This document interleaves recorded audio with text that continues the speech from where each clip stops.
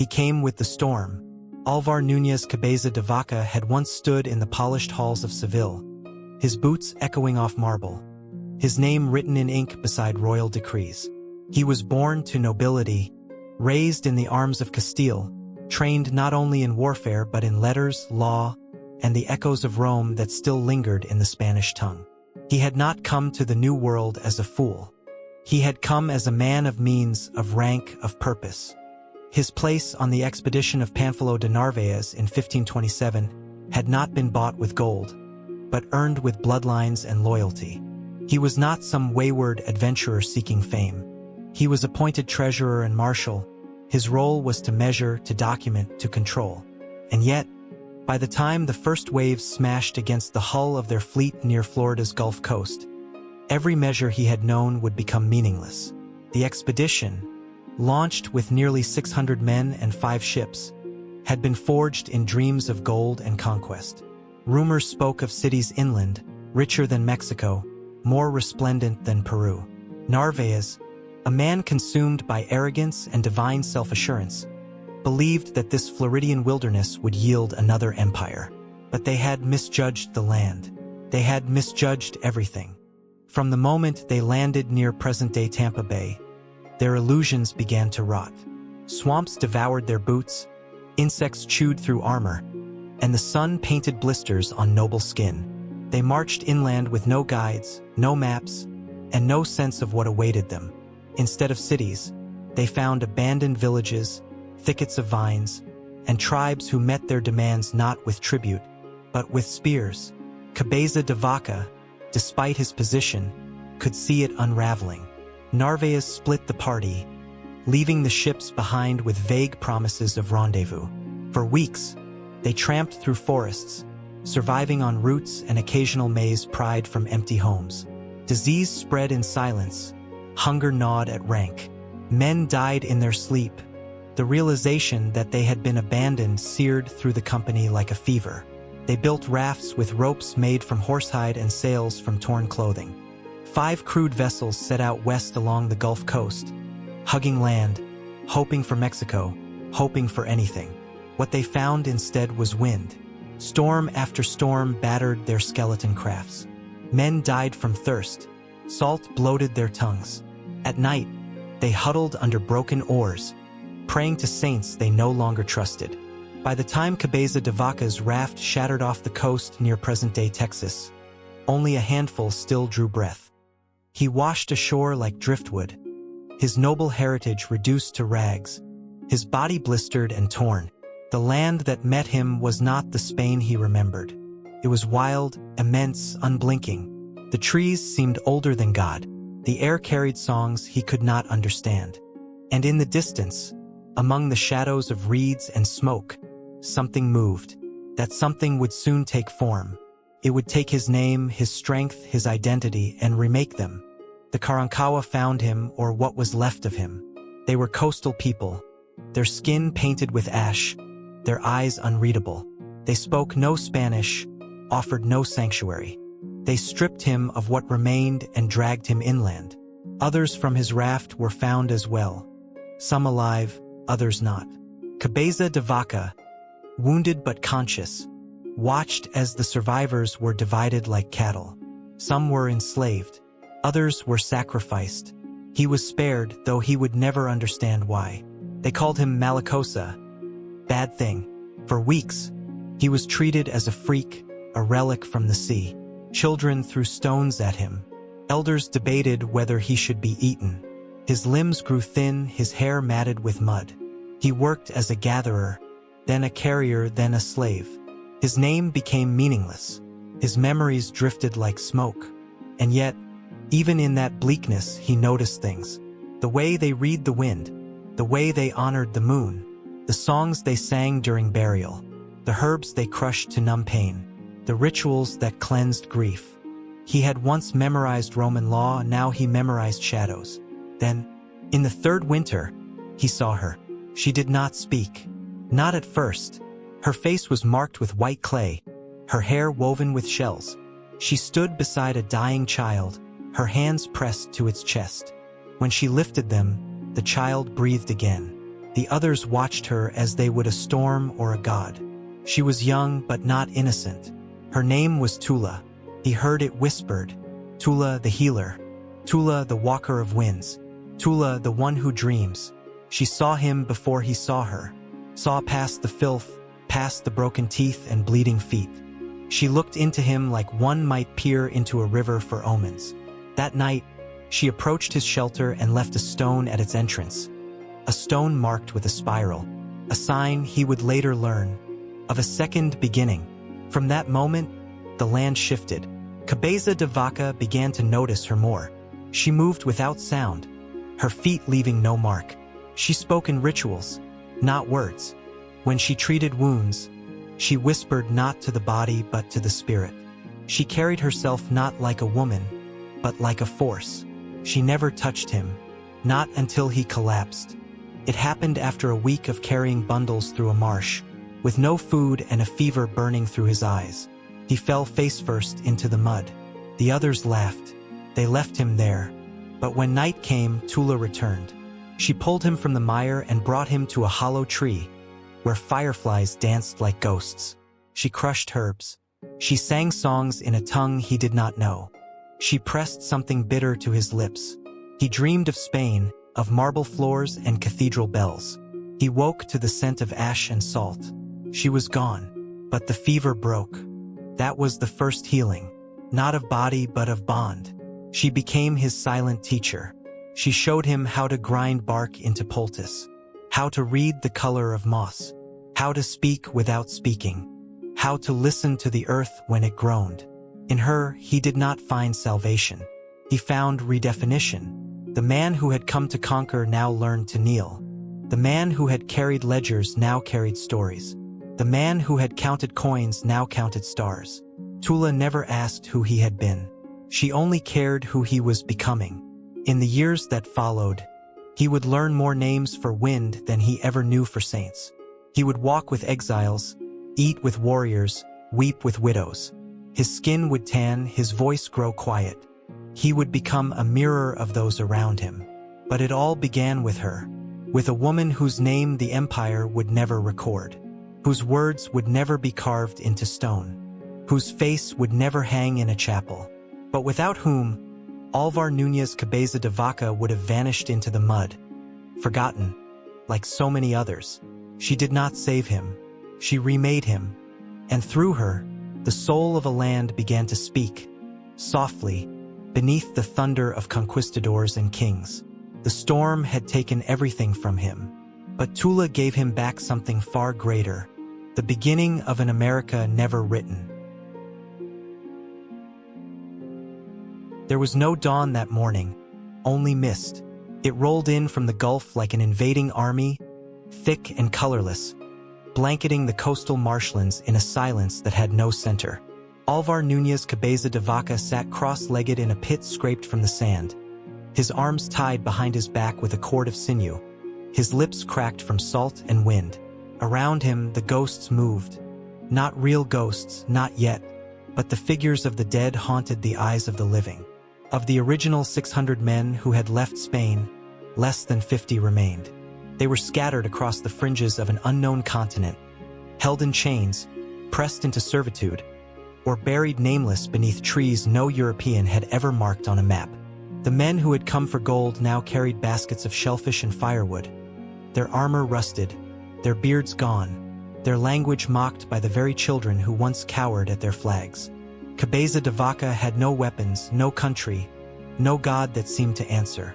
His memories of courtrooms and chapels had blurred into dreams. The rituals of the Spaniard no longer worked here. He was not in Seville. He was not even in Florida. He was somewhere else entirely. A land of fog and fire and rules that belonged to no Bible he had read. His captors were many, but their faces blurred. Some painted themselves in soot. Others wore cloaks of bark. They came and went with no pattern, speaking in sharp consonants, leaving animal bones as offerings to spirits he had never heard of. Their world was old, too old for Spain to comprehend. It existed in layers. Spirit, shadow, breath, blood. Everything had meaning, and none of it was his. And yet, Through the veil, she remained. Tula was not one of the guards. She belonged to no visible hierarchy. But wherever she walked, others stepped aside. She spoke rarely, and when she did, it was not to the Spaniards. She communed with fire, with wind, with stone. She healed wounds that medicine could not explain. She sang songs that made birds quiet and children sleep. Cabeza watched her move through the world as if she had always belonged to it. And he, an intruder, barely clung to its edges. Still, she watched him. When he stumbled, her gaze lingered. When he coughed blood, she left herbs nearby. When he scratched the spiral she had once marked onto his shelter's floor, she did not flinch. The others did not see it or chose not to. To them, he was a broken piece of driftwood washed ashore, a reminder that the white men bled like any other. But Tula saw further. She saw not what he had been, but what the land could make of him. He began to understand pieces, gestures before words. A raised palm meant silence. A woven pattern signaled mourning. Smoke from the east meant the dead were restless. Everything held shape, even shadows. That winter, a fever swept through the camp. Children shook in their mothers' arms. Elders collapsed mid-prayer. One by one, huts became tombs. The Spaniards, already weakened by hunger, began to die quietly in corners, unwept. Cabeza de Vaca braced for death not with fear, but with inevitability. But it did not come. Instead, a change arrived. Tula moved from hut to hut, carrying bowls of thick black root. She burned sage, chanted in tones that bent air. Those she touched did not always live, but they passed gently, with closed eyes and unknotted hands. She never wept. Her face remained as calm as water, even as the fires of mourning burned through the night. And then, she turned to him. For the first time, she did not bring medicine. She brought a mask, woven from reeds, painted with the blood of berries. It bore a spiral, like the stone she had once left him. She placed it beside him and gestured. He did not understand. She gestured again. Took hours for him to realize. She was asking him to wear it, not to heal, but to serve. In her world, those who survived death owed something in return. Those who had walked through the fire and emerged breathing were marked not as heroes, but as bridges. Bridges between breath and bone, between sickness and strength, between the living and the unseen. Cabeza de Vaca did not refuse. He wore the mask. At first, the others laughed. A Spaniard playing the healer? It was absurd. But Tula stood beside him. She guided his hands, his gaze, his breath. She whispered rituals he could barely pronounce. She laid her fingers on his temples until his mind stopped racing. And something shifted. The boy he touched stopped coughing. The elder he sat beside took another breath. The others fell silent. It was not magic, and he was no sorcerer. But something passed between them. Something unseen, deeper than knowledge, older than conquest. In that moment, Álvar Núñez Cabeza de Vaca became something else. Not a healer, not yet, but a conduit. In the weeks that followed, he was no longer kept in chains. He was still not trusted, still not embraced, but he was tolerated. Allowed to move, allowed to listen. Tula did not smile, but her presence remained constant. She became less a figure of mystery and more a rhythm in his days. Appearing when the earth groaned, disappearing when the stars aligned. He began to learn the language, not the words but the cadence. He learned that names were not given but earned, that every plant had a song, that every death required balance. And he began to forget, not entirely. Spain still whispered in his dreams, but its grip loosened, the hunger for gold dulled. The pride of nobility faded into the smell of wood smoke and pine. He began to move as they did, to sleep without fear, to accept the rhythms of a world that had never asked for his arrival. But beneath it all, the question lingered. Why him? Why had she chosen him? The others had perished. Stronger men, louder men, men who prayed more devoutly or killed more swiftly. Yet here he was, half dead and wholly remade, wearing a mask not his own, whispering prayers in a tongue he did not understand. watched over by a woman whose eyes seemed to carry centuries. He would not ask, not yet, but in the silence of the woods, when the drums ceased and the wind fell still, he thought he heard her voice. Not in words, but in rhythm. Not yet, it said, not yet. And so he waited. Among ghosts and smoke, Álvar Núñez Cabeza de Vaca was no longer a Spaniard, nor yet a native. He was something in between, a question, a pause, a man stripped of empire and filled with something stranger. And Tula remained at the center. Not a lover, not a captor, not even a guide. She was the flame in the mist, and though history would never write her name, he would carry it, in blood, in breath, in the pages of a book that would one day try, and fail, to explain who he had become. They buried their dead standing up. It was the first truth he learned not from books, but from earth. In the dense forests inland, beyond the marshes where the air still smelled of salt and rot, the people of the land buried their dead not in silence, but in song. Álvar Núñez Cabeza de Vaca watched from behind the circle, uninvited, but not pushed away, as the bones of an elder were wrapped in woven cloths of bark and clay, painted with the blood of berries and ash, then lifted to a hole carved into the root of an ancient tree. The body stood not laid, a spear at its side, a shell in its mouth. To walk beyond, they believed one must stand ready. Cabeza de Vaca had once believed in final judgments, in marble tombs, in saints carved in gold. But here death was not an end. It was movement. The line between breath and memory blurred, and the dead were not gone. They were relocated, invoked, consulted, fed. He watched in silence, his own ribs visible beneath stretched skin, as the songs grew louder, building into a rhythm that shook the ground. And through the circle of dancers and weepers, he saw her. Tula stood beneath the tree, her hands smeared with clay, her forehead marked by 2 horizontal lines of coal. In her left hand, she held a bundle of herbs that crackled and hissed in the fire. In her right, she held nothing, an empty palm held to the sky, as if beckoning something unseen. She did not look at him, but he felt seen. When the ceremony ended, he did not return to his pit. He walked into the forest, alone. No one stopped him, no one followed. He wandered through cypress groves, through trails marked only by whispers. He did not know what he was seeking, perhaps silence, perhaps absolution. He found her instead. She was sitting by a creek, her feet in the water, her back straight, her hair unbound. For the first time, she looked young, not ageless, not sacred.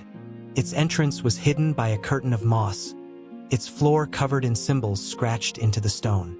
Spiral patterns, animal tracks, handprints layered in ochre and coal. She lit a small fire, not for warmth but for vision. Smoke curled upward into a narrow shaft that let in a single beam of starlight. She handed him a shard of bone and pointed to the wall. He understood, or thought he did. He knelt and scratched a mark. Not a name, not a cross, a line crooked, uncertain but his. She watched, then she added her own. 2 interlocking spirals, one inverted. A language without alphabet, a memory without words. This was the beginning of his second education. Tula taught not in lessons but in patterns. She never corrected, she never explained, but slowly, he began to see meaning in the placement of stones, in the texture of bark, in the direction of bird flight at dusk. The world revealed itself not through command, but through rhythm. She showed him how to speak with smoke, how to read the bones of fish for omens, how to walk without stirring leaves, how to know which herbs opened the lungs, which closed a wound, which opened the mind. He learned to feel the world, not master it. And the people noticed. When a child fell ill, they brought him to Tula. But when Tula was away, they brought the child to Cabeza de Vaca. When a hunter returned with a wound, it was Cabeza who pressed the poultice, whispered the breath song, and waited. He no longer wore the mask. He no longer needed it. His face had changed, not in skin but in meaning. He had become something between them, a foreign body, now beating to the pulse of their land. But the past lingered, like smoke caught in cloth.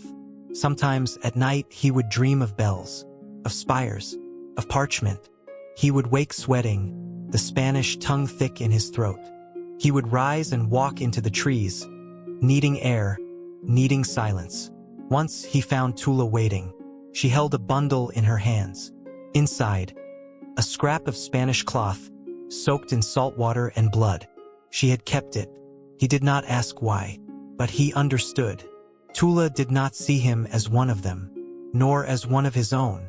She saw what he was, a bridge, not a man of conquest, not a healer yet, but a conduit, a vessel through which two worlds might speak, if only in whispers.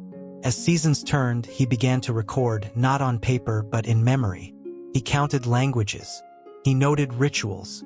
He traced the boundaries of tribal alliances in the pathways of trade.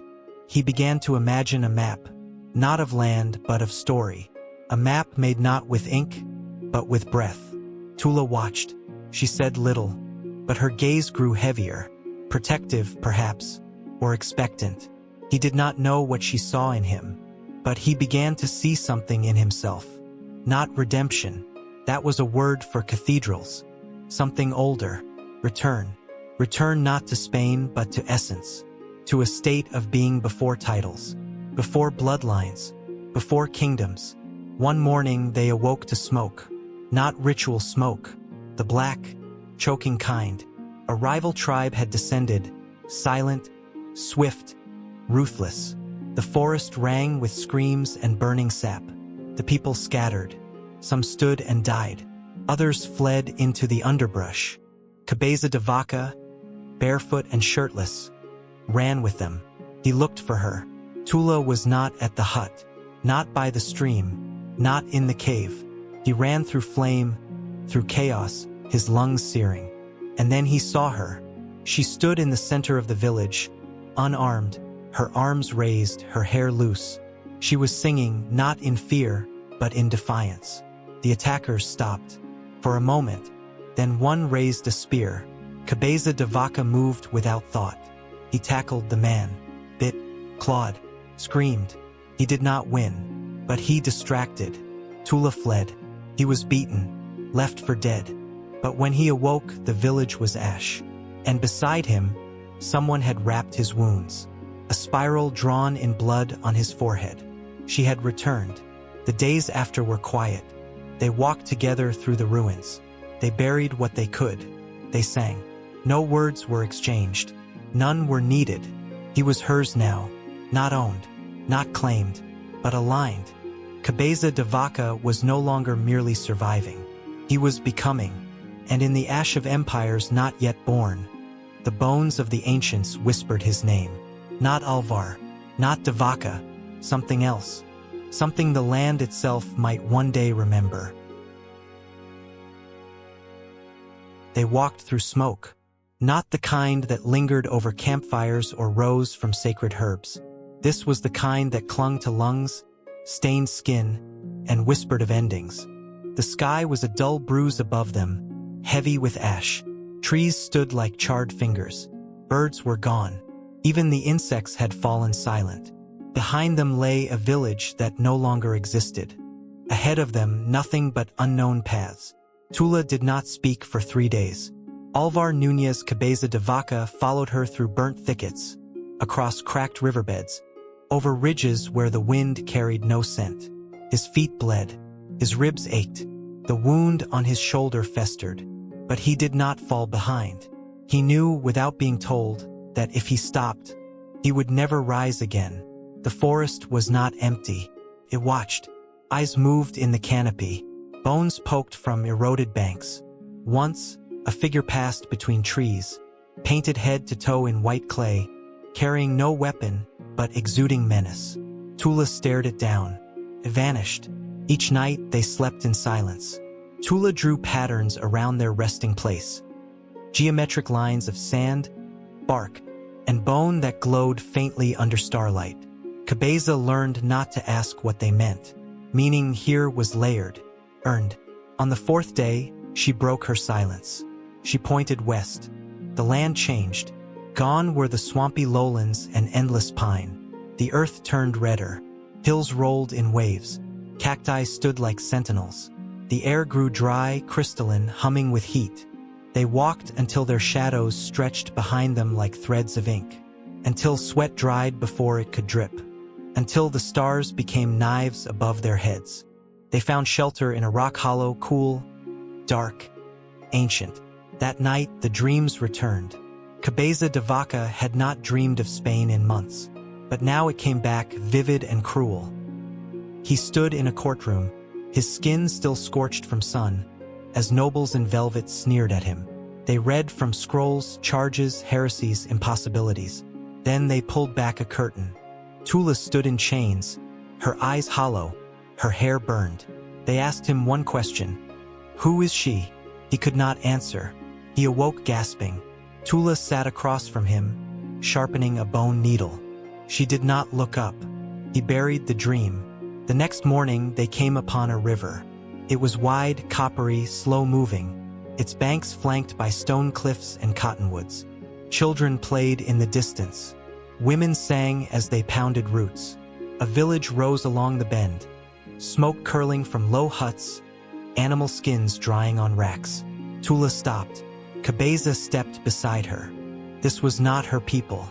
That much was clear. But there was no fear in her posture, only calculation. She raised a hand. A boy ran to fetch a figure, tall, muscular, adorned in a cloak of feathers and sinew. He approached cautiously, scanning Cabeza with suspicion, then Tula with curiosity. Words were exchanged, foreign, sharp, rhythmic. Cabeza caught none of it. But soon they were led inside. Days turned into a week. The village was wary of Cabeza, but tolerant. He worked beside the others, learned the movements of their life. He fetched water, helped grind maize, tended to sick goats. His hands bled less. His gait steadied. Tula, meanwhile, was treated with reverence. They called her the Firewalker. The tale of her village's destruction had traveled faster than ash. That she had walked away unburned was enough to crown her sacred. But titles did not soften her. She spent her time teaching, not with words, but with presence. She led healing ceremonies, spoke to the sick in their dreams, interpreted patterns in cracked turtle shells. Her voice remained quiet, but her eyes demanded obedience. One evening, she summoned Cabeza. They walked beyond the village, into a canyon where petroglyphs crawled up the rock walls like frozen stories. She gestured to them, spirals, animals, storms, stars, and then to him. She placed his hand on the stone. He understood. These were not decorations. They were anchors, memories of a people etched into earth. She handed him a piece of sharpened stone. His hand trembled. He carved a crude shape, a curved line intersecting a vertical one. A mark without symmetry, without elegance, but it was his. Tula nodded. That night, a girl went missing, a child of the village, a weaver's daughter. She had been seen collecting firewood near the canyon, and then gone. The villagers panicked. Whispers of spirits, of mountain beasts, of curses floated on the air. Eyes turned to Cabeza, then to Tula. It was a test, not spoken, but present. Tula accepted. She took no warriors, no torches, only herbs, smoke, and him. They left at dusk. The trail was faint, crushed grass, broken twigs. A thread of beads dropped in haste. Tula moved like wind, crouching, listening, reading what the world had whispered. They climbed. By midnight, they found her, tied to a tree, unconscious. Beside her, stones arranged in a pattern. Concentric circles, marked by blood. Not animal blood, human. A warning, a ritual, a message. Tula inhaled deeply. Her eyes narrowed. Cabeza did not ask what it meant. He carried the girl. Tula erased the symbols with salt and ash. By dawn, they returned. The village greeted them with silence, then song. But beneath the song was fear, not of what had happened, of what followed. That night, Tula sat beside the fire for hours, eyes fixed on the flames. Cabeza watched her from a distance, knowing something had shifted. The land had spoken. Something was coming. Not just hardship, convergence, a folding of paths. They would not remain in the village much longer. The road west still waited, and whatever lay ahead, desert, spirits, enemies, gods, they would face it not as master and guide, nor as Spaniard and native, but as something new, bound not by name nor nation, but by fire, the kind that does not burn, but refines. The sun here did not rise, it invaded. It came over the rim of the hills with a blinding authority, scattering shadows like prey. The earth cracked beneath their feet, dry and pale as bone. Álvar, Núñez, Cabeza de Vaca, and Tula walked in silence, their footprints vanishing behind them as if the land itself refused memory. They had left the canyon village before dawn, slipping away without ceremony. Not out of disrespect, but understanding. The people there had given what they could: water, knowledge, blessings, and in return had asked for nothing. Tula understood the signs. Their presence had tilted something delicate. It was time to move on. Cabeza de Vaca no longer questioned the direction.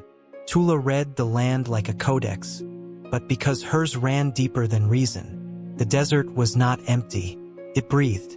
Some days they traveled alongside antelope trails, tracing ancient migration routes carved not by maps but by muscle memory.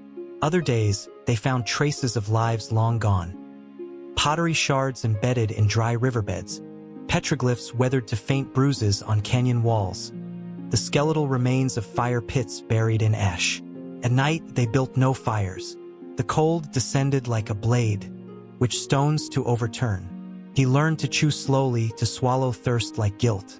One afternoon, they came upon a circle of stones. Not natural, deliberate, a shrine. At its center, bones. Small ones, cracked open for marrow, arranged in a spiral. Tula knelt and studied them. Her expression was unreadable. Cabeza de Vaca felt it again, the pulse of something ancient. Not evil, but severe. A presence that watched not with eyes, but with judgment. They moved on. The days blurred. Time bent. Their words, when used, became fewer, more precise. A gesture meant danger. A hum meant stop. A glance carried entire conversations. Then came the first encounter. A band of traders, 5 men, thin as reeds, their faces covered in red dust, emerged from behind a rock face. They carried obsidian blades and bundles of dried meat. They did not draw weapons, but they did not smile. Tula spoke first, using a tongue Cabeza had not heard before, guttural, sharp-edged, mixed with whistles and glottal breaks. The leader replied, wary but curious. Cabeza stood still, hands visible. After long moments, the men relaxed. They sat, shared water. Tula offered tobacco. The traders offered news. A war was rising in the west. A prophet had appeared, white-skinned, dressed in rags, claiming to heal the sick with breath and touch. Some said he walked with spirits. Others said he was a cursed survivor of the drowned ones. Cabeza said nothing. They moved on. But the words stayed. Prophet, healer, white-skinned. It was beginning. Whispers, already rising like dust on the horizon. That night, a storm broke across the desert. Lightning flashing without thunder, wind howling through canyon walls like morning songs. They found shelter in a rock alcove, huddled beneath pelts, watching the sky split itself open. Tula spoke then, not in fear but in memory. She told a story of the bones of the earth, how once the sky people walked among the living, teaching them songs to call rain and names for stars. But the people grew proud. They demanded more, so the sky people vanished, leaving only riddles behind. Cabeza listened, not for understanding, but for alignment. He did not need to grasp the meaning, only the direction it pointed. The next day, they came upon a village unlike any they had seen. Built into the cliffside, woven into the stone, it shimmered with ochre and iron. Children peered from ledges. Dogs barked, then fell silent. Women gathered at the edges of the plaza, holding gourds and bundles. A man approached, Broad-shouldered, eyes like flint, Tula stepped forward. They spoke in formal tones, rituals worn smooth by time. Cabeza caught only fragments. Sickness, lost, river mouth. They were allowed to enter. Inside, the village pulsed with tension. A fever had gripped the people. Half the huts held the moaning. The smell of bile and rot clung to the air. Elders shook in their sleep. Infants wailed without ceasing. They had tried everything: smoke, stone chants, offerings of blood. Nothing worked. They had summoned Tula, or something like her. That night she prepared. Her hands moved with a different intensity, grinding, soaking, braiding herbs into cords. She traced symbols on gourds with resin, set stones into a pattern Cabeza had seen only once, beneath the body of a dying deer. She gestured to him. He would help. They moved from hut to hut. Tula applied poultices, placed stones on bellies, whispered into ears. Cabeza held limbs, cleaned wounds, chanted what she taught him, syllables older than conquest. Some died, some didn't, but by dawn the village was quiet, still, and something had shifted, not just in the eyes of the people. In him, they called him Eshutama, spirit binder. He felt no pride, only weight. The next day they were given food, cloth, obsidian shards, and stories of more tribes suffering from fever, of a war chief gathering fighters along the river, of Spanish metal seen far west shining on horseback. Cabeza felt the pull, not of Spain, but of convergence. Something was moving, through tribes, through visions, through rumor, and at the center not a man, a woman, a firewalker. Tula. She said nothing, but he saw it in her gaze. They would keep moving. The road of salt and bones was not a path of escape. It was a road toward something, unwritten, unclaimed, and waiting. The river was not on any map. It carved its way through red earth and shale cliffs, winding like a vein beneath the skin of the land. Its waters ran slow and dark, thick with silt and memory. Locals called it many things: the sleeping one, the mother's tongue, the line between days, but none dared drink from it directly. The elders said it remembered. Álvar Núñez Cabeza de Vaca stood on its bank with his eyes closed. Tula stood behind him, silent, waiting. He had not spoken for 3 days, not from sickness but instruction. She had taught him that silence was a kind of listening. And here, where the wind sang from both directions and the reeds whispered in tandem, there was much to hear. She had led him here not for travel, but for initiation. The river of names, she explained with gesture and ritual, was a place where spirits gathered. Not just the dead, but the unborn, the forgotten, the feared. Each ripple carried a story, each eddy a warning. He was to learn not just to see, but to witness. They camped in the hollow of a cliff where ancestors had once slept. Charcoal etchings covered the stone.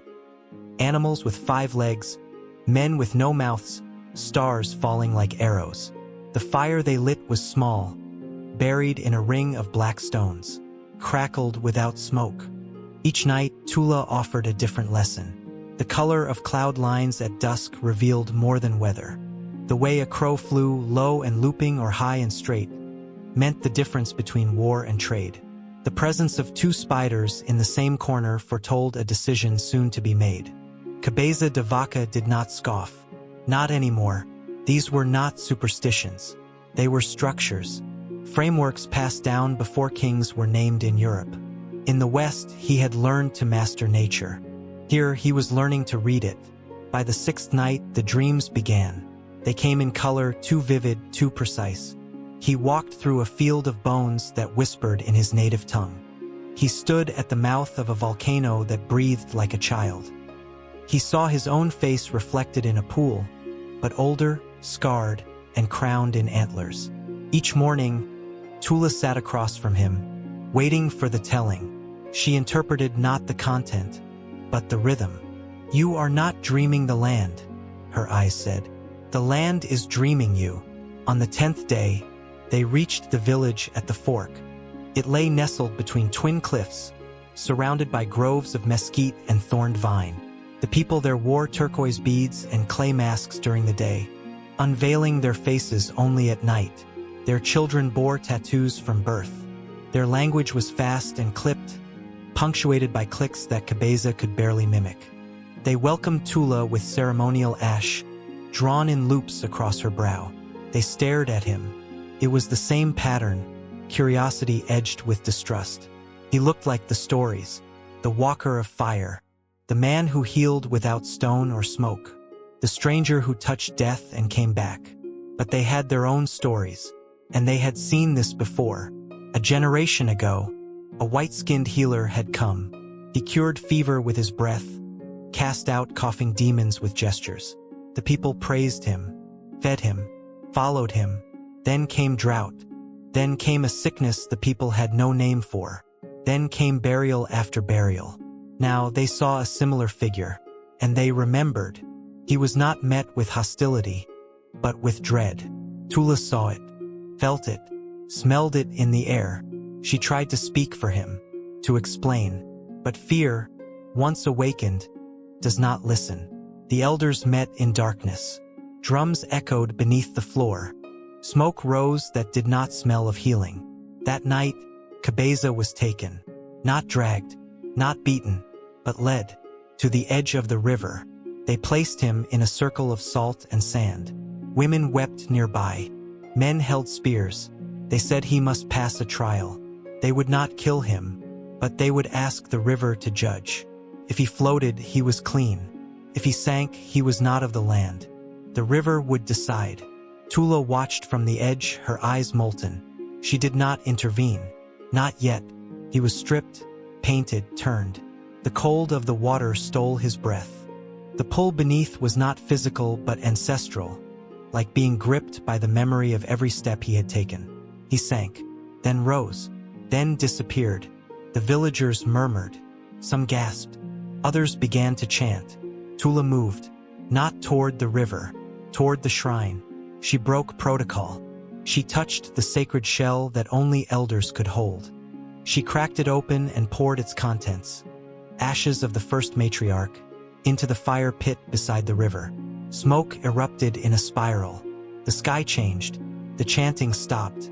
Moments later, Cabeza surfaced, gasping, alive.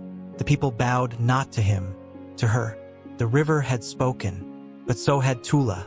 She had paid a price not meant to be spent. The next morning, they were given food and silence. Tula walked with a limp. Her energy was muted. Something had been taken. She did not complain, only motion to move. They left that afternoon. Cabeza looked back only once. The villagers were already erasing the marks they had made for him. His presence, his danger had been neutralized. Not by trust, by her. As they walked, he did not thank her. She would not have accepted it. Instead, he held the silence like a bowl of water between them, and vowed, with steps measured and breath steady, that what she had given would not be wasted. The river had named him, but Tula had saved him. Again, and somewhere beyond the next ridge, he knew she would do it again, even if it cost her everything. It began with a silence. Not the stillness of early morning, not the hush before a prayer, but something deeper. A vacuum in the air, as if the land had drawn breath and forgotten to exhale. The birds stopped singing. The dogs stopped barking. Even the wind withdrew. Álvar Núñez Cabeza de Vaca awoke to the weight of it pressing against his chest. He sat upright beneath a crude canopy of woven branches, blinking at the dull gray of pre-dawn. Tula lay curled nearby, her face half covered by a hide, her breathing steady. The world felt, paused. And then it came. Not fire, not rain. The earth moved. It started with a low groan, like a mountain turning in its sleep. Then the ground rippled beneath them. The trees shivered, and the rocks above cracked with a sound like bone splitting. Cabeza was on his feet before he understood why. Tula rose slower, not startled but resolute. They had felt tremors before, distant, subtle, dismissed by most tribes as earth spirits rearranging themselves. But this was different. The ground did not stop. The first wave gave way to a second, stronger, more violent. A tree toppled near their shelter, its roots upturned like a mouth screaming silently. From the hills came screams. Then came the dust. A wall of it rose from the west, thick and choking, driven by wind that had returned like a predator. It swallowed the sky, turned the sun into a pale coin. Ash, earth, sand, everything blurred into one. They ran, not away but through. Tula led, weaving between jagged outcroppings and ravines, her body low and measured. Cabeza followed, lungs burning, vision narrowing. The world had become a maze of motion. Cracking branches, falling stones, shattering trees. Then the ground opened. It wasn't wide, but it was enough. Tula was ahead, leaping a low ledge. Cabeza tried to follow, but the earth split between them. A fissure, narrow and deep, opened like a wound. He caught a glimpse of her as she vanished behind a curtain of dust. And then she was gone. He called out. No answer. He circled, searched, screamed. But the air drowned him. The world had become a roar. And then, all at once, it stopped. Not gradually, like a blade. The dust settled. The ground stilled. The sky cleared. But she was not there. He wandered. For hours. Then days. No tracks. No signs. No bodies. Only silence. He built a fire the second night, though he knew she would not approve. Its flame gave him no comfort, only a shape to talk to. He whispered her name into the smoke. He waited for her to step from the shadows, as she had before. She didn't. On the third day, he found a remnant. A single braid of her hair, caught on a low-hanging thorn. He held it like scripture, and kept walking. But without her, the world was foreign again. He forgot which roots to chew, which birds to follow. The patterns she had drawn in the sand escaped him. He stepped wrong, was bitten by ants, scratched by thorns, mocked by crows. Worse, he began to forget her voice. He tried to remember the last thing she said. But there had been no last thing. Only movement. Only silence. The land, too, seemed to reject him. He approached a settlement of river people. They turned him away with stones. He begged, not with words, but hands. They scowled, pointed to the hills, muttered about the trembling, about omens. He was one of them. The earth trembled because of him. He kept walking. His skin blistered. His feet bled. Hunger became a prayer he no longer bothered to finish. Once, he stood on a cliff and looked down into the desert below. He considered letting go, not from despair, but from release. If the land no longer wanted him, if Tula was gone, then what remained? But then he remembered the stories, not his own. There's the stories she taught him to hold, of people who walked the edge of the world to find themselves, of those who vanished to become something else. He stepped back. That night, he slept without shelter, beneath stars that blinked indifferently. And in his dreams, she came, not fully, just a shape. A silhouette standing in a circle of fire, her hands raised, her mouth open. Not speaking, but exhaling smoke that curled into words. You are not alone. He woke crying, not from sorrow, from release. He built a shrine that morning, stones stacked into a crude tower, wrapped with the braid he had kept. He sat beside it for an entire day, saying nothing, listening to the wind like she once had. Then he rose and began to walk again, not to find her, but to become what she had seen in him. The land had trembled, and in its fury, it had taken. But it had also revealed. He was no longer a man surviving. He was becoming a voice, a vessel. And somewhere, out in the wild pulse of America before it had a name, Tula still walked. He did not know if they would meet again, but he walked as if she was watching, because part of him knew she was. The sun was low when he saw her again. Álvar Núñez Cabeza de Vaca had not planned to find her. By then, he had given up the search, surrendered to the long drift of survival. He had grown leaner, darker, quieter. His skin bore the calligraphy of branches and wind, and his feet moved as though they remembered where to go even when his mind did not. It had been over a year since the earth had opened. In that time, he had walked through plains that shimmered with heat, through forests that sang at night with voices not quite human. He had eaten bark, scorpions, cactus, and once, a handful of ashes left behind in a sacred bowl because he thought they were salt. He had forgotten his name, then remembered it again in a different language. He had stopped counting days. He had started listening. And then, in a clearing ringed with willow trees and soft blue smoke, he saw the people. They moved in a rhythm he did not recognize, slow, deliberate, like waves folding into the shore. Their clothing was patterned in moons and animals, their faces painted in vertical lines. They carried no weapons. No one shouted. He stepped from the brush. They did not flee. They looked at him, not with fear, but with recognition. One of the elders approached, a woman with hair bound in 7 loops. She studied him the way someone might study a dream they weren't sure belonged to them. Then she nodded. She gestured for him to follow. He was led through the camp, past woven dwellings and stone altars, past children singing in spirals and a circle of men praying to the sunset. And then he saw her. Tula stood at the center of it all, dressed in a robe the color of rust and bone. Her hair was longer, streaked with gray.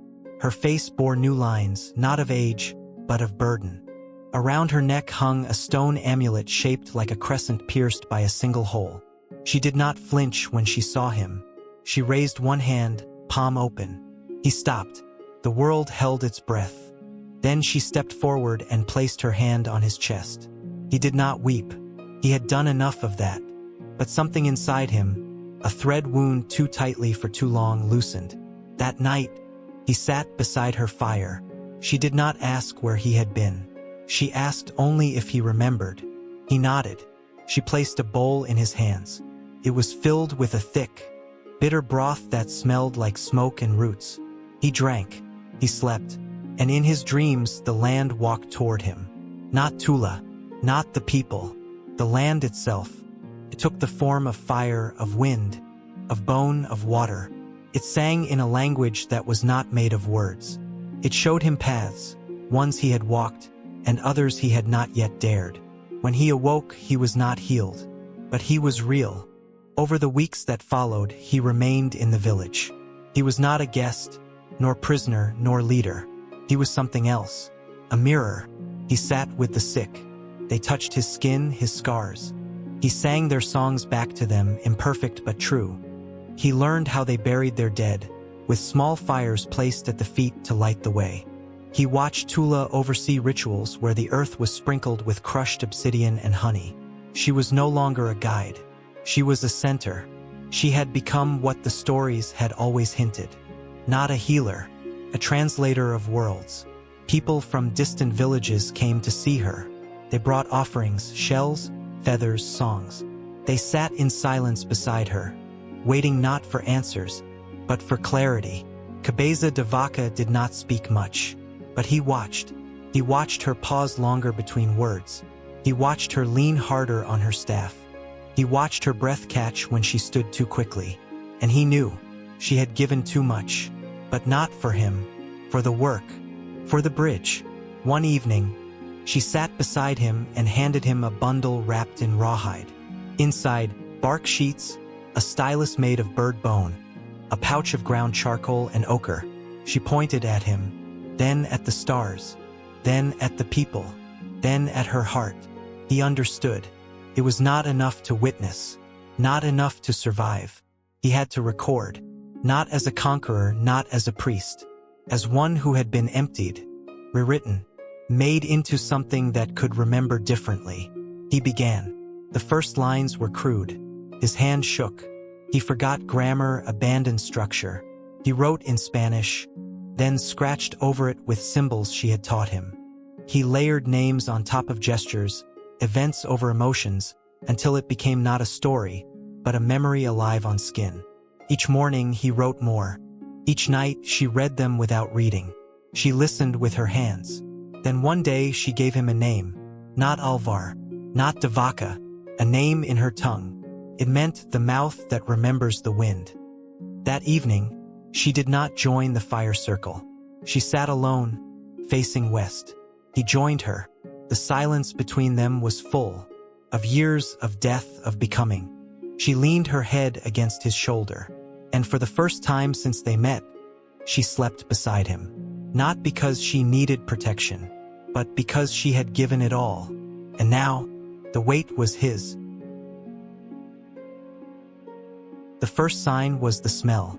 Long before they saw it, before the rooftops emerged from the horizon, before the noise reached their ears, there was the scent. Not of wood smoke or earth fire, but of something denser, acrid, foreign. A mixture of sweat, salt, metal, and heat. They crested the ridge at midday. Before them stretched a basin cradled by distant mesas, and at its center, rising like breath from stone, was a settlement that pulsed with movement. It was not like the villages they had known. There were no thatched roofs or low huts. This place was built from stone and clay, shaped by generations into narrow towers and vast terraces. Smoke rose from a dozen fires. Tents of woven hide sprawled outside the main walls like an exhaled crowd. People moved like currents, traders, travelers, priests, children. Languages interwove like wind in tall grass. They called it the City of Smoke. Tula stood beside him, motionless. She did not smile. She did not frown. But her shoulders dropped slightly, as if something heavy inside her had settled. Cabeza de Vaca adjusted the strap of the bundle across his chest, the one holding his bark scrolls, his stories, his memories. He knew, without asking, that this place would test everything. They entered through the southern path, passing under an arch etched with flame symbols and the stylized wings of birds he didn't recognize. Traders called out offers in tongues he could barely follow. Some eyed Tula with reverence. Others looked at him with narrowed brows. They were stopped by two men wearing cloaks of dyed blue, bearing short spears tipped with obsidian. Questions were asked. Tula answered. They were waved through. Inside, the air changed, denser, alive. Every corner pulsed with transaction, goods, yes, but also information, power, rumor. There were whispers of war to the west, of starvation to the north, of a sickness carried by wind. And through it all, the echo of foreign footsteps, not his, others. Men dressed in metal, mounted on horses, pale-faced, speaking with the teeth of thunder. Spaniards. Cabeza de Vaca felt his heart tighten.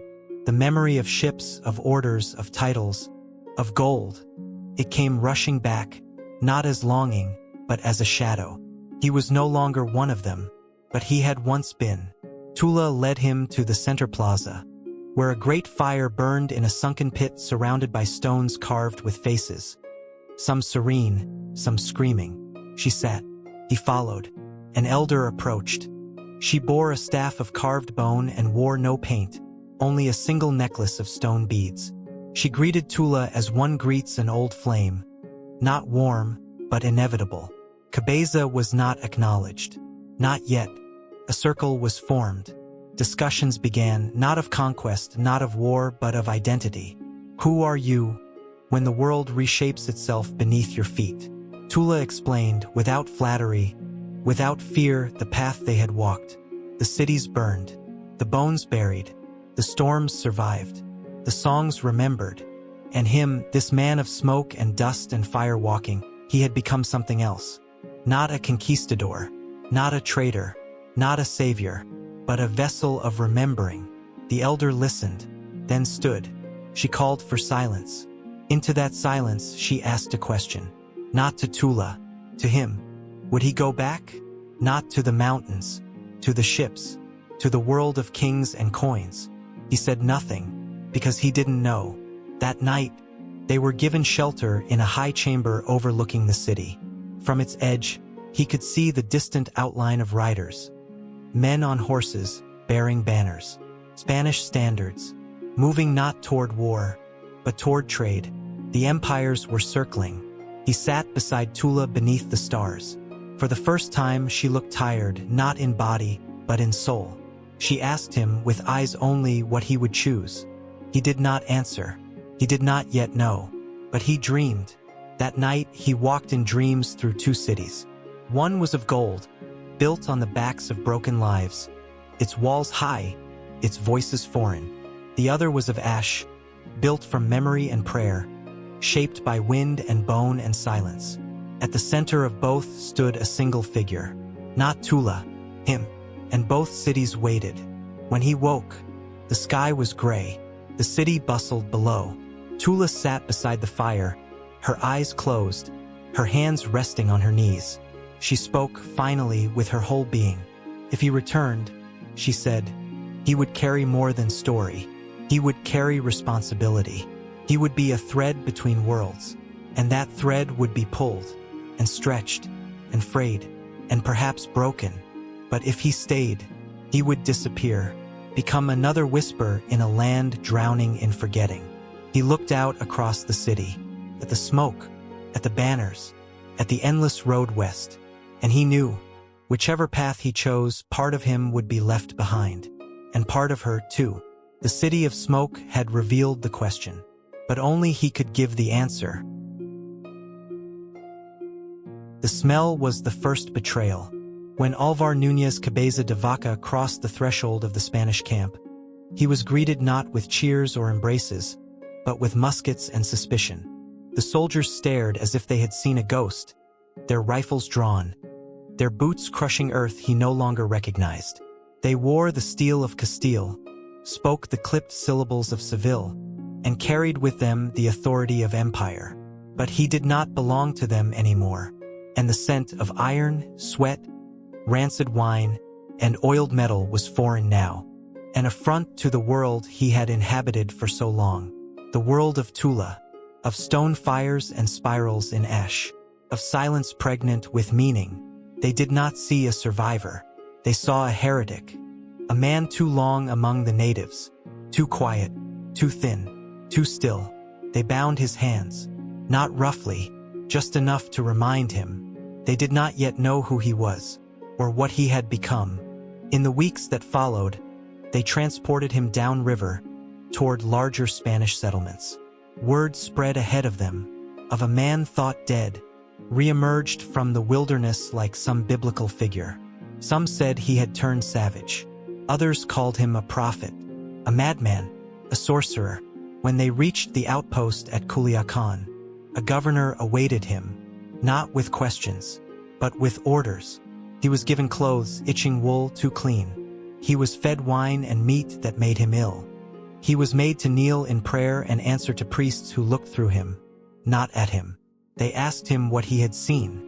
He tried to explain, not with numbers or maps, but with stories. They frowned. They asked again. This time they wanted names of cities, of tribes that could be conquered, of places that held gold. He spoke of none. He spoke of the river that dreamed, of the canyon that sang, of the woman who had shaped him not with force, but with fire. They mocked him. Behind closed doors, they whispered of insanity, of blasphemy. He was assigned a room, bare stone, a single cot, no windows. A guard watched him at night. They took his notes, his scrolls, his language. They tried to make him clean. He watched as other expeditions were planned, new soldiers dispatched into the land he once walked. He heard them boast about taming the wilderness, civilizing the wild, teaching the faith. They had learned nothing, and now they would unmake everything he had witnessed. One evening, as the bell rang for vespers, a scribe entered his cell. He carried ink, quills, and a thick leather-bound volume. He placed it before Cabeza. Right, he said. Everything. Now, the crown wanted a record, a report. He stared at the blank pages, then at the ink, and for a moment, he felt nothing. Then Tula's face rose in his memory, not as a vision, as a force. He remembered the weight of her hand on his chest, the smell of sage. He did not list conquests. He wrote of silence, of how it taught him to listen. He wrote of a woman with no name in the royal rolls, whose voice had more gravity than any king. He wrote of the people who lived by stars, not crosses, who did not need salvation because they had never been lost. He wrote not to glorify, but to remember, and with each word, he felt the line tighten, the one stretched between two worlds. One wanted to erase, the other had never been written down. He filled pages with memories that defied categorization, with stories too human to be strategic, with rituals the priests called demonic, but which he knew to be sacred. He did not expect them to understand. He only hoped they would read. But the crown would not be pleased. They wanted maps. He gave them meaning. They wanted gold. He gave them bones and wind and voices carried through time. When the book was complete, they took it from him. They thanked him. They sent word to the king. And they sent him home, not to triumph, to silence. Back in Spain, he walked cobblestone streets that felt too narrow. The sky seemed smaller, the people louder, the churches colder. He no longer fit into the seams of society. They offered him positions, honors. He declined. They offered him judgment. He accepted it. Let them call him mad. Let them call him lost. He had returned, but only in body. At night, he opened the window of his modest home and listened for the wind. And sometimes, when the breeze shifted just so, he heard it. Tula's voice, not words, rhythm, a whisper carried across oceans and empires and centuries. He did not know if she still lived. He did not need to. She had already shaped the story. Now it was his to protect. Even if they buried it, even if they burned it, it was inside him, and no crown could take it. The pages trembled in the lamplight, not from wind, not from age, but from the weight they carried. Álvar Núñez Cabeza de Vaca sat hunched over the manuscript, his fingers dark with ink, his eyes hollowed by nights spent chasing memory. The city outside was quiet, muffled by the thick walls of bureaucracy and ritual. But inside the small study, something ancient stirred. It had no name in Castilian. No saint claimed it. No king could command it. It was the shape of a river's voice, the shadow of a hand pressed to stone, the smell of burning cedar in the dark before a healing. It was Tula, not just her name, her presence. He had written for months, alone, unasked, unpaid, uncertain of publication. The royal scribe had sent back his first draft with polite disdain. Too personal, too pagan, too indigenous. They wanted a report, a manifest, a litany of conquest. He gave them something else. He gave them the breath of the land. And when they would not print it, he found someone who would. A printer in Zamora, small and reluctant, agreed to typeset the work. They called it La Relation, the account. But it was no ledger, no accounting. It was memory, transmuted into words by a man who no longer believed words were enough.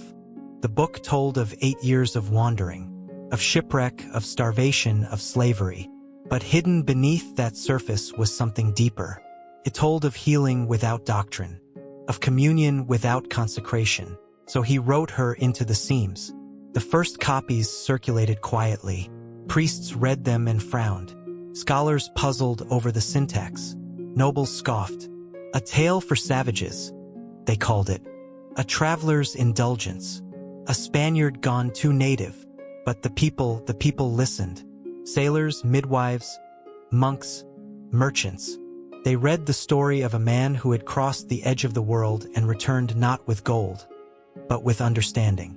A man who had been remade, not by war, by a woman, a world, a silence. It was never banned, not officially. That would have drawn too much attention.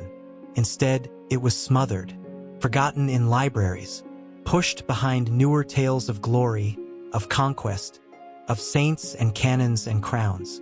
Cabeza de Vaca watched as newer expeditions launched with louder drums, as towns were built over bones, as languages vanished, as people once called kin were now labeled rebels, pagans, obstacles.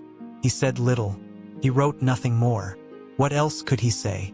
They had already begun erasing him. He was offered a post in South America, judge, magistrate, envoy of the crown. He accepted, not for ambition, for distance. He sailed again, not toward glory, but away from the noise. And there, too, He was rejected. He ruled with mercy, too much mercy. He refused to whip those who disobeyed. He refused to seize land from those who had no title but memory. They accused him of weakness, of heresy, of being more native than Spanish. They jailed him, tried him, stripped him, but they could not unwrite what he had already written. And when they released him, broken, gray, quiet, he returned to Spain with no title, no fortune, no followers.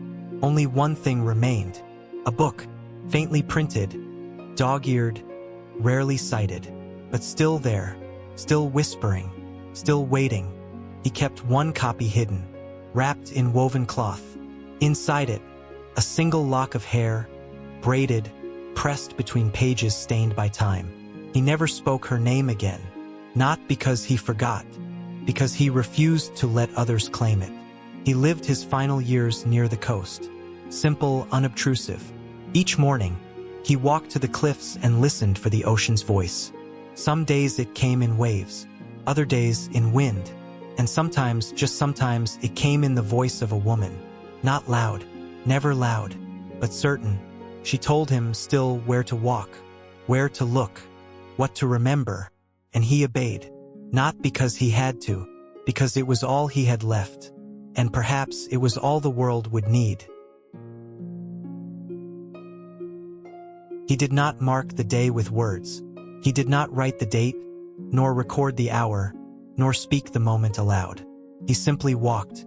Álvar Núñez Cabeza de Vaca, once of noble blood, once a soldier, a prisoner, a healer, a judge, now just a man with sand on his boots and a scroll tied to his chest, moved toward the sea with the quiet rhythm of someone who had nothing left to prove. The village behind him would remember him as a strange, kind man who spoke rarely and listened deeply. The children had called him the walker, the old women the one who watches the wind. But he had not corrected them. He had not needed to. His bones were growing lighter, not from illness but from surrender. He had fought no wars in his final years. No courts, no kings, no empires. Only silence, only memory, only the echo of a voice that had once remade him. And so, that morning, when the gulls cried low over the coast and the mist hung in ribbons along the cliffs, he walked. Each step pressed gently into the earth, a quiet pact between foot and soil. No sword at his side, no crown on his head, no followers behind him, only the wind, and her, not as body, as presence, as rhythm, as return. The path narrowed as it approached the sea. Wild grasses bowed on either side. The waves murmured beneath, white-tipped and old. He paused at the edge, the land falling away into open water. This was not Spain. This was not America.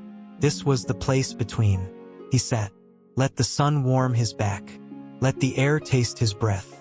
He closed his eyes and remembered, not in flashes but in layers. Tula, kneeling beside the river. Tula walking through ash and flame. Tula, pressing herbs to a dying child's brow. Tula, standing above him, silent, when the world was ready to bury him. Tula drawing spirals in smoke. Tula gone, and never truly gone. He had once thought her lost. He had been wrong. She was in the birdsong before rain, in the whisper of a dying man's final dream, in the rustle of pages no one read but still carried meaning, in the hands of every woman who listened before speaking, in the silence between drumbeats, the kind whispered between mothers and daughters, between fire and breath, between those who kneel to touch the earth before taking from it. He sat until the sun touched the sea. Then he stood, faced west, and took one step forward. Perhaps there was more road, perhaps not, but either way, he was not alone. Not anymore. He never had been.